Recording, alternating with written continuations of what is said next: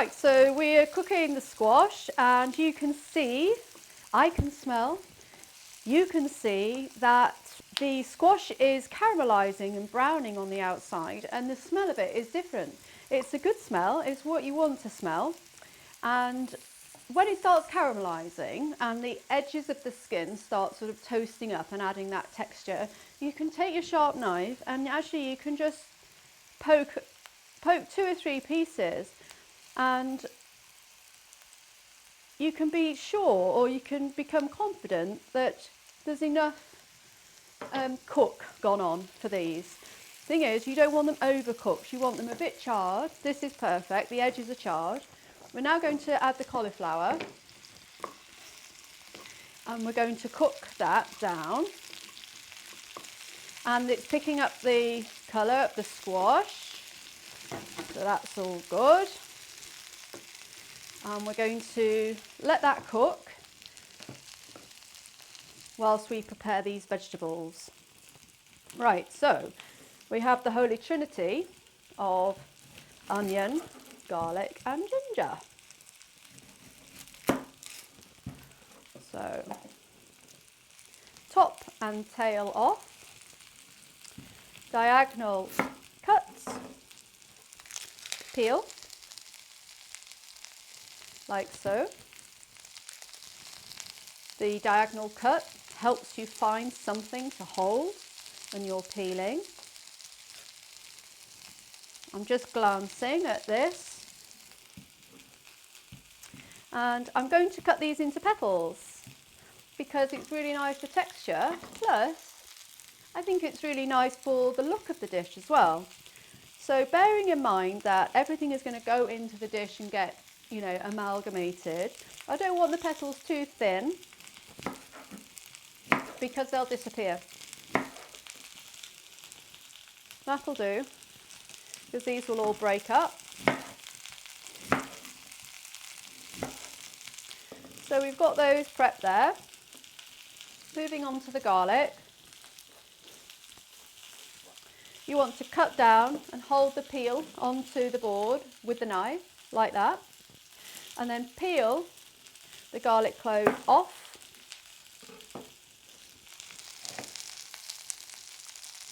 And then you can get your fingers in if you need to. Sometimes the knife manoeuvre works so well that you don't need to be doing any of this business here.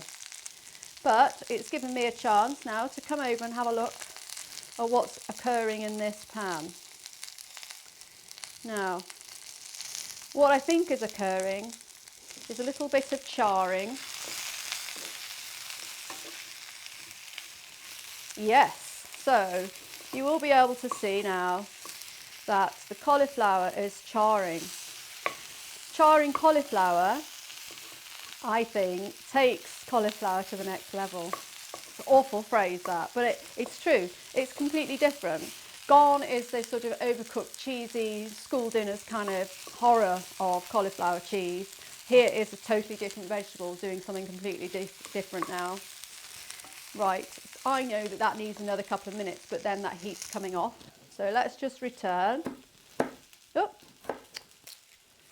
So yep, peeling the garlic away from the skin rather than peeling the skin off the garlic. I think that's what is the take-away message here. That one's coming off quite nicely. And never waste a trip with your hands. If you're going over here, take something with. Keep clean and tidy on the board. Honestly, that is the best advice I can give anybody starting out or developing their cookery skills.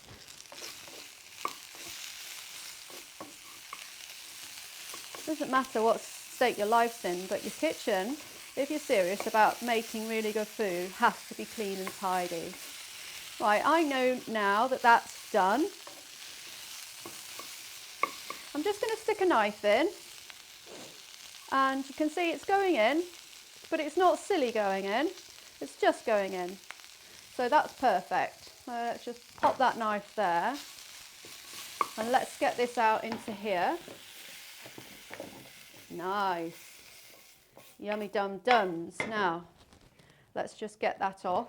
And you see I'm going to pop a lid on, and I'm popping a lid on because it's going to continue to steam it off. That is what we want. It's perfect. These containers are worth their weight in gold. These are from Asda, but other stores I'm sure supply them. Okay, so we've prepared the onion. We are actually just going to slice this garlic. They're quite thin slices, but this clove is quite a big one, isn't he? So he needs to have his slices chopped. I really don't know why ingredients become male and female in my life, but they do. She's slimmer. She must be a girl. Sorry for chopping you up. And that's the garlic done. The pan's just cooling a bit. I've not put it straight back on the heat because it's going to be too warm for these ingredients. It will burn them, and that's not required. But I like the fact that this is now doing something that we need it to do without any thought for us. Right, so we're peeling the garlic. We're not. We're peeling the ginger. We're peeling it with a spoon because that's the way to do it, and it's easier that way. Plus, you've not got a sharp grater going anywhere near your fingers. These knobbles, you can throw them away if you want to. I wouldn't. I'm just peeling around. Thing is that you can eat the skin. So if you don't get it all off, I don't think anybody's going to die, are they, really, on this? I think we can just, I think our teeth might be able to cope with, and certainly our digestive systems can cope with this fibre. So let's just get the most off with this wonderful teaspoon, and there we go. So all the rubbish is in the rubbish bin, and we're ready for the next stage. Done.